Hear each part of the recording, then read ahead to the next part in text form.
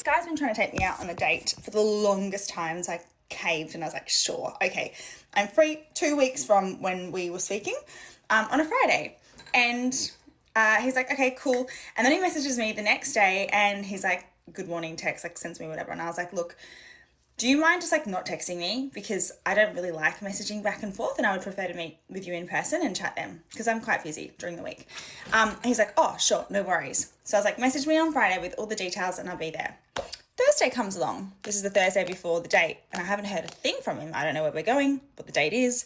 And I'm talking to my friend and I'm like, this guy has been trying to get me on a date for the longest time and it's Thursday. We're supposed to be going out tomorrow and I haven't heard anything from him. And she's like, really? Nah, scrap that. Don't go. And I was like, well, I did say to him that don't message me until Friday because I don't like to message back and forth. And she's like, well, that's why he hasn't messaged you. It's not Friday yet.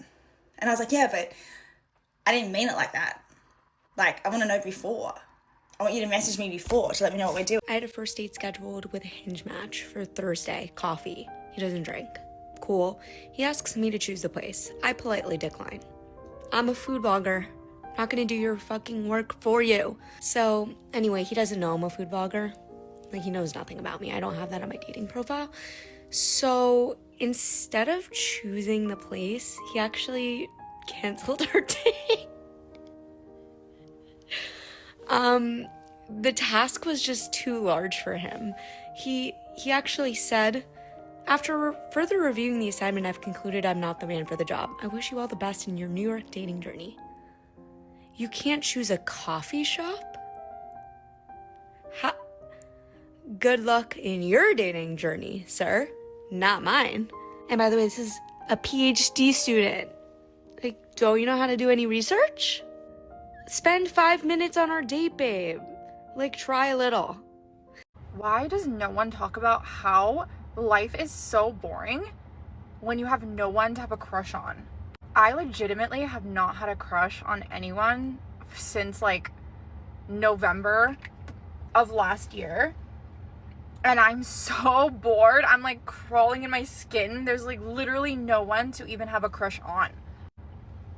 Like, where do you find someone to have a crush on? Because I just like, can I manifest him or where are you at? Okay, like, it'd be nice to have a boyfriend, but it would just be even better to have a crush because I'm just in my own bag right now. Thank you. As a girl, if you are aesthetically, I guess, attractive and you are friendly and kind towards men, they will mistake your gestures as you being interested in them. Because they're like, wow, a pretty girl is talking to me and she's showing interest and she's being thoughtful and she's being kind. But that's just human decency. That's how we should be treating every single person we meet. And sometimes it's frustrating because who I authentically want to be and be a genuine, kind person to everyone, I sometimes find myself having to hold back, especially particularly with men, because they may mistake it as me wanting to get in their pants. I've come to learn though, men perceive kindness as you being interested because men are never, ever, ever that genuine and kind to random girls that they don't find attractive. Like, if a guy does not initially find you super pretty in some capacity, he's not going to go out of his way to be kind and genuine. And I've always been taught my whole life to always be respectful, always be kind, always be genuine to people. And I will never change that quality about myself. It's actually one of my qualities that I pride myself in being because I feel like we need more of that in this world. But I just find it frustrating and sad that a lot of men particularly perceive that kindness as me wanting to get with them when that's surely just not the case. Oh, it's so depressing being somebody who's into men because it's always at the 3-week threshold when you start to realise that their personality doesn't include critical thinking skills, empathy, compassion, self-awareness, and you're just like, yeah, but you're hot though. Why can't you also be those things? I'm sick of it. It's always at 3 weeks. It's always on the dot. Like, I'll spend time with somebody for 2 weeks and I'm like, oh, they're really sound, they're really cute, and they're precious. And then when the pattern recognition starts like showing up, you're like, that didn't feel great. Oh, they lack critical thinking skills in that area. Oh, I'm having to explain my internal experience to them all the time. I'm having to explain basic empathy and honesty to them all the time. And then I'm just like, right, next one, bye. And I'm just sick of that cycle. It's like, it's not even that I get sad about it. I'm just like, it just would be nice sometimes for men to just be exceptional. Do you know what I mean? Like, not just, you know, all right, doesn't, you know, degrade you, doesn't make mean comments, isn't insecure, has a bit of money. Like, then it would be nice to meet a remarkable man. I don't think I've ever really met a remarkable... I mean, I've seen them online.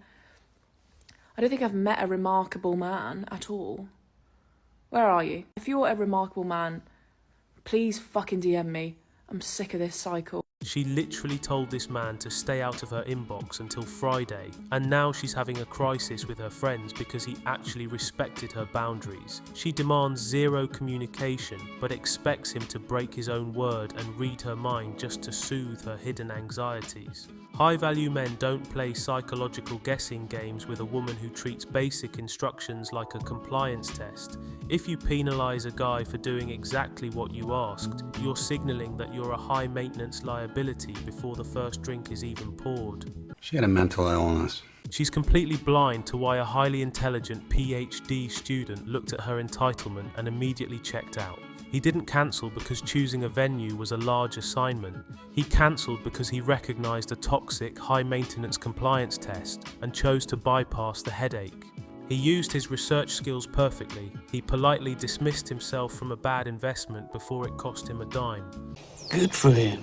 She is literally telling on herself, admitting she depends entirely on external male validation just to survive her own boredom. Without the temporary chemical high of a crush, she feels like she's crawling out of her skin. She doesn't want a partner for connection. She wants a human entertainment unit to distract her from her own empty routine. When a woman is this desperate to manifest a fixation just to escape herself, she becomes a walking liability, ready to attach to any toxic situation just to feel a pulse. You're a damaged goods lady. She's using this men mistake kindness for interest routine as a massive ego trip to justify being cold and self-absorbed. Her entire premise is built on the delusional assumption that every single guy she passes is dying to get in her pants. She projects this idea that men are transactional, but that's just a broken psychological shield to feel virtuous about withholding basic respect from half the population. She was a bitter woman. She is completely oblivious to the fact that these guys aren't failing her 3-week test. They just stopped putting in effort after they got what they wanted. She thinks she's doing the rejecting, but in reality, his sudden lack of empathy or conversation just means his interest expired and he's quitting the interaction. Furthermore, her demand for an exceptional man is statistically delusional. Men who are rich, hot, empathetic, and hyper self-aware are the top 1% of the dating pool, and they aren't looking to rescue a bitter, hypercritical woman who does nothing but complain. She brings nothing to the table but demands the world, relying on pure entitlement to convince herself she deserves a remarkable man who doesn't even exist in her orbit. The girl is deluded. Real men of genius.